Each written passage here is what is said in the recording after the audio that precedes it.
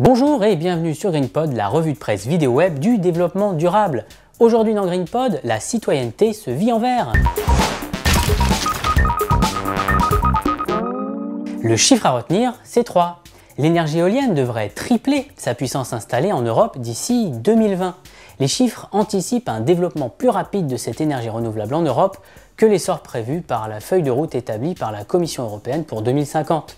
La production d'électricité d'origine éolienne devrait augmenter de 182 TWh, soit 15,7% de la demande totale en 2020. Récemment, l'agglomération lyonnaise a décidé de mettre en avant les initiatives personnelles de ses citoyens en matière d'écologie. La mission a été confiée à la journaliste Sandrine Boucher d'enquêter sur ces Lyonnais qui, par leurs gestes quotidiens, œuvrent pour limiter la consommation d'énergie et les émissions de gaz à effet de serre. C'est ainsi que 8 courts-métrages ont été réalisés sur ces véritables héros ordinaires. Construction d'une maison bioclimatique, adhésion à une AMAP, rénovation thermique d'une grande copropriété, apprentissage du vélo, animation d'un pédibus ou encore entretien d'un jardin collectif. Ces 8 portraits de grands Lyonnais, en référence au projet du Grand Lyon, présentent des héros ordinaires qui ont fait un bout de chemin vers une vie plus sobre en carbone.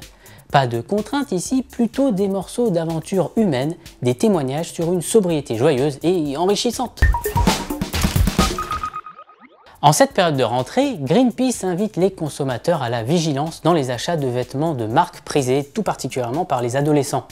L'ONG a révélé lors d'une conférence de presse à Pékin que des traces de substances chimiques toxiques, potentiellement nocives, auraient été décelées chez 14 grands noms du textile.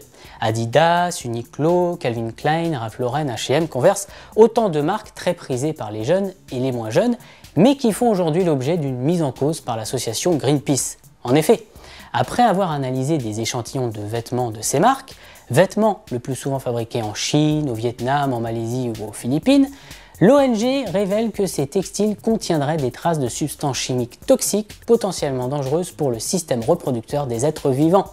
Prudence donc pour cette rentrée, vous pouvez bien évidemment vous procurer la liste complète des marques concernées sur le site de Greenpeace. La palme, justement, revient à Greenpeace pour avoir réalisé le fameux stress test des candidats déclarés à la présidentielle de 2012 et qui a eu le mérite, à défaut de montrer l'éco-compatibilité des candidats, de recentrer les débats sur les questions essentielles du développement durable. Voilà, GreenPod, c'est terminé, mais on se retrouve très vite pour encore plus d'actu verte et durable. À bientôt!